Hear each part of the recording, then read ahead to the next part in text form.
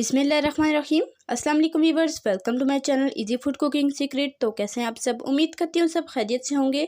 तो आज मैं आप लोगों के लिए कीमा करेले की रेसिपी लेकर आई हूँ। अगर आप कीमा करेले इस तरीके से बनाएंगे तो आप लोगों के करेले बिल्कुल भी कड़वे नहीं बनेंगे, पता ही नहीं चलेगा कि कीमे में क्या डाला गया है। और करेलों की कड़वाहट ख़त्म करने के लिए ना तो हम इसे बॉयल करेंगे, ना हम इस पर हल्दी लगाएंगे, ना ही नमक लगाएंगे, और ना ही हम इसके छिलके को रिमूव करेंगे और इसके बीज का भी इस्तेमाल नहीं करेंगे, और हमारे करेले बिल्कुल भी कड़वे नहीं बनेंगे। अगर आपने इस सारे लंबे झंझट और करेले की कड़वाहट से बचने के लिए करेले कभी नहीं बनाए तो इस आसान तरीके से एक दफ़ा ज़रूर बनाएं। इंशाल्लाह आपको ज़रूर पसंद आएंगे। तो रेसिपी को आपने बिना स्किप किए एंड तक देखना है। चैनल को प्लीज़ सब्सक्राइब कर लें। बिस्मिल्लाहिर्रहमानिर्रहीम। सबसे पहले यहाँ पर मैंने लिया है बीफ का कीमा, और ये कीमा हमने हाथ का बना हुआ लेना है। मशीनी कीमा बिल्कुल भी नहीं लेना, क्योंकि मशीनी कीमा खाते हुए पता ही नहीं चलता कि कीमा खा रहे हैं या मसाला। अगर आप इस तरह से हाथ का बना हुआ मोटा मोटा कीमा लेंगे तो खाने में बहुत ही ज़्यादा लजीज और मज़ेदार लगेगा। तो इसलिए हमने यहाँ पर हाथ का बना हुआ कीमा लिया है 500 ग्राम। पहले हमने गोश्त को अच्छे से धो लिया, उसके बाद हमने हाथ का कीमा बनवाया है, क्योंकि कीमा बनने के बाद फिर वो आसानी से धुलता नहीं है। अब यहाँ पर हमने ले लिए हैं करेले, और करेले भी मैंने आधा किलो लिए हैं। और करेलों को मैंने लंबाई में 4 हिस्सों में कट किया, बीज निकाल लिए, और उसके बाद मैंने इस तरह से इसके पतले पतले स्लाइस बना लिए। और इसके साइड के जो ग्रीन पार्ट होता है उसको हमने बिल्कुल भी पील नहीं किया, खुरचा नहीं है। अक्सर लोग उसको पील कर लेते हैं, उतार लेते हैं, तो करेलों की सारी लुक ख़राब हो जाती है, वो तोरियां लगने लग जाती हैं। तो हम ऐसा कुछ भी नहीं करेंगे, और फिर भी हमारे करेले कड़वे नहीं बनेंगे। तो आपने रेसिपी को एंड तक देखते रहना है। करेलों की कटिंग बिल्कुल आपने बारीक करनी है। ये एक टिप है कि अगर आप करेलों को बारीक काटेंगे तो वो बिल्कुल भी कड़वे नहीं बनेंगे। अक्सर लोग रफली मोटा मोटा कट करते हैं, तो वैसा आपने नहीं करना। अब रेसिपी की तरफ चलते हैं। एक कढ़ाई लेंगे, इसमें ऑयल डालेंगे हाफ कप, 2 दरमियानी साइज़ के प्याज डालेंगे बारीक कटे हुए। इसे हमने हाई फ्लेम पर फ्राई करना है जब तक कि ये गोल्डन ब्राउन ना हो जाए। साथ ही साथ मैं यहाँ पर करेलों को भी फ्राई कर लेती हूँ। तो यहाँ पर ऑयल को हमने दरमियाना गरम कर लिया है, बहुत तेज़ गरम नहीं करना, थोड़ा दरमियाना गरम करेंगे। उसके बाद हम इसमें करेले शामिल कर देंगे। तो करेले मैं हाफ़ इसमें शामिल करूँगी, आधे आधे हम 2 बैच में तैयार करेंगे। तो आधे करेले शामिल कर देंगे, और मीडियम टू हाई फ्लेम पर इसे हमने फ्राई करना है। तो तकरीबन 7 से 8 मिनट लगेंगे इसे फ्राई होते हुए। फ्राई हमने बहुत ज़्यादा नहीं करना, बस गोल्डन ब्राउन हमने इसे करना है। तकरीबन अभी से 4 मिनट हो चुके हैं फ्राई होते हुए, और अभी इस पर हल्का हल्का सा कलर आना शुरू हुआ है।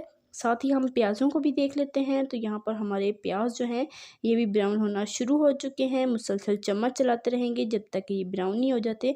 तकरीबन 1 आध मिनट लगेगा और ये ब्राउन हो जाएंगे। तो यहाँ पर हमारे सारे प्याज गोल्डन ब्राउन हो चुके हैं, बिल्कुल परफेक्ट हमें यही कलर चाहिए था, बहुत ज़्यादा डार्क नहीं करेंगे। और साथ ही हम इसमें शामिल कर देंगे लहसुन का पेस्ट, हाफ़ टी स्पून से थोड़ा कम। हमारा देसी लहसुन है इसलिए मैं कम इस्तेमाल कर रही हूँ। अगर आपके पास मोटा वाला लहसुन हो तो आप ज़्यादा भी इस्तेमाल कर सकते हैं। देसी लहसुन की कम क्वांटिटी यूज़ होती है, क्योंकि उसका फ्लेवर काफ़ी तेज़ होता है। साथ ही यहाँ पर मैंने लिया है टोमेटो पेस्ट, 2 दरमियाने साइज़ के टमाटर लिए, उनका मैंने पेस्ट बना लिया, तकरीबन हाफ़ कप होगा।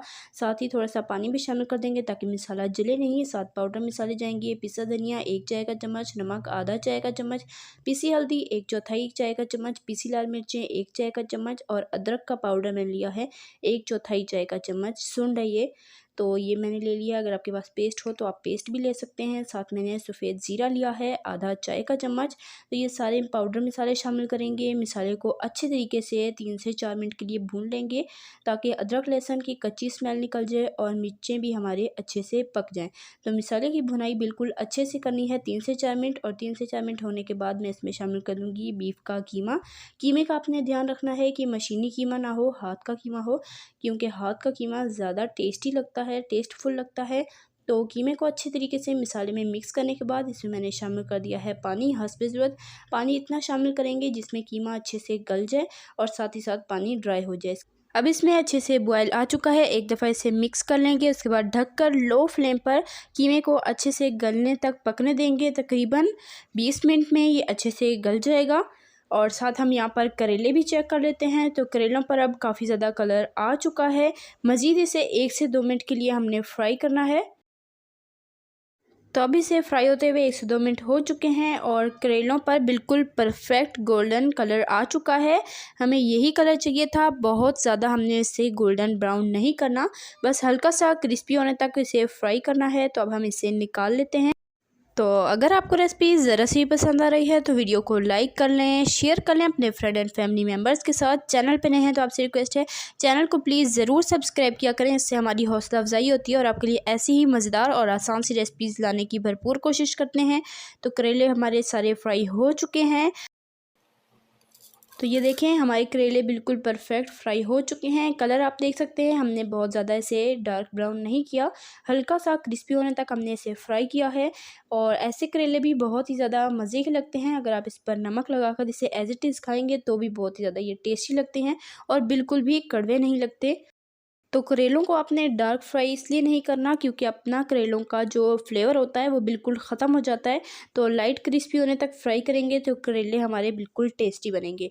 तो करेलों को साइड पे कर देते हैं, सालन की तरफ आ जाते हैं। तो यहाँ पर हमारे कीमा जो है वो अच्छे तरीके से गल चुका है और पानी इसमें अभी थोड़ा थोड़ा रह चुका है। तो फ्लेम को हम कर देंगे हाई और इसके पानी को बिल्कुल हमने ड्राई कर देना है जब तक कि इसका ऑयल सेपरेट नहीं हो जाता। कीमे को अच्छे से गलने के बाद हमने इसका पानी बिल्कुल ड्राई कर देना है। तो अब कीमे का पानी बिल्कुल ड्राई हो चुका है। इस पॉइंट पर हम इसमें फ्राई किए हुए करेले शामिल करेंगे। तो कीमे का पानी बिल्कुल खुश्क होने के बाद आपने करेले शामिल करने हैं, वरना जो करेले हैं वो बहुत ज़्यादा सौगी हो जाएंगे और कड़वाहट छोड़ लेंगे। तो ये टिप भी आपने नोट करनी है कि कीमे का बिल्कुल अपने पानी ड्राई होने के बाद करेले शामिल करने हैं। तो करेले जब कीमे के साथ पकेंगे तो इसकी क्रिस्पीनेस थोड़ी कम हो जाएगी, ये थोड़े सॉफ्ट हो जाएंगे और जूसी करेले बनेंगे। कीमे का फ्लेवर करेलों तक अच्छे से आ जाएगा। तो करेले शामिल करके इसे अच्छे से हमने मीडियम टू लो फ्लेम पर 5 मिनट के लिए पकाना है ताकि कीमे और करेले का फ्लेवर एक दूसरे में अच्छे से आ जाए। तो इसे 5 मिनट के लिए हम ढककर लो फ्लेम पर पकने देते हैं।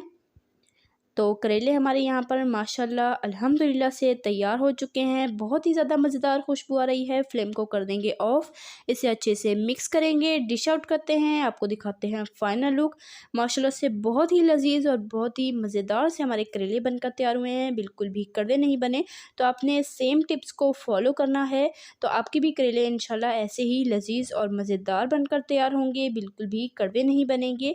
तो ये है माशाल्लाह से इसकी फ़ाइनल लुक। उम्मीद करती हूँ कि आपको मेरी आज की रेसिपी ज़रूर पसंद आई होगी।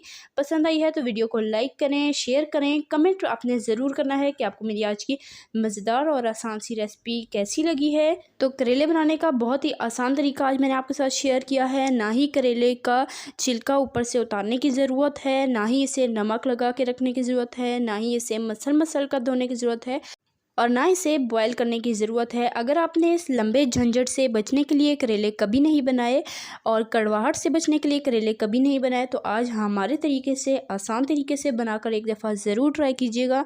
इंशाल्लाह आपको ज़रूर पसंद आएंगे और ये बिल्कुल भी कड़वे नहीं बनेंगे।